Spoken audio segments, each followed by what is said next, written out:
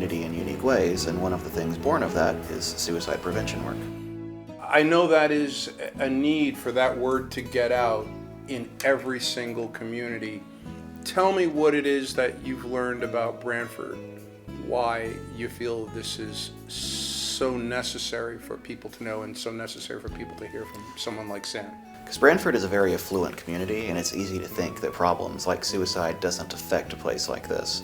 But Branford is not immune to mental health difficulties. In the United States, every 12.3 minutes someone dies by suicide, and those rates are even higher for people of color and people in the LGBT community.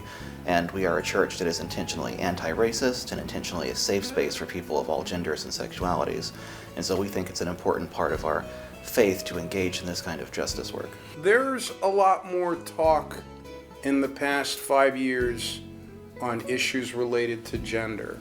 Do you think that that has been a challenge that has been life-threatening here for some people, some young people in particular?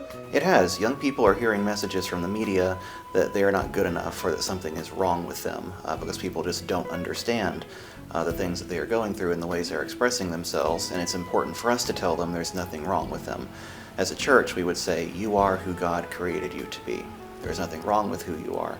But these messages that they're hearing obviously impacts their mental health and contributes to higher rates of suicide among that demographic.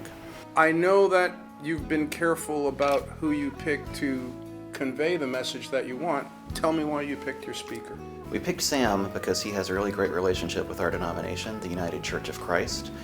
He has built a life out of going around the country and helping people who have had suicidal ideations and helping families who struggle with this. Sam is also someone who attempted suicide, and fortunately he failed, and the silver lining that came out of that attempt is the foundation of his organization, Recklessly Alive, which, as I said, goes around the country and helps people not complete suicide. What has Sam shared with you where you feel in your heart that you know he's helping?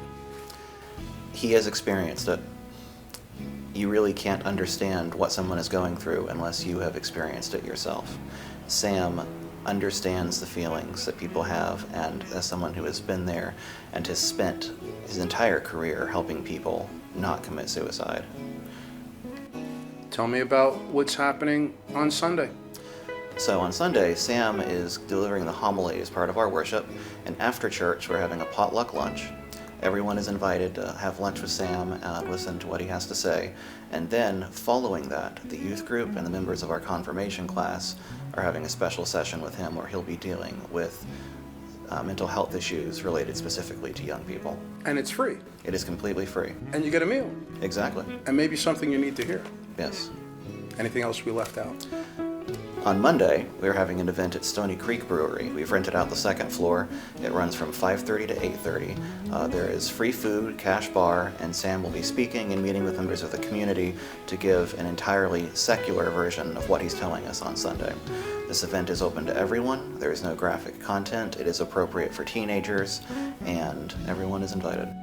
So if I were someone who wasn't inclined to come to a church event, but I needed to hear something about suicide prevention, I could go to the event on Monday. Absolutely. It is entirely a-religious. It is a secular event. We are sponsoring it as a gift to the community, but there'll be no proselytizing and no God talk. Father, thank you so much. Thank you.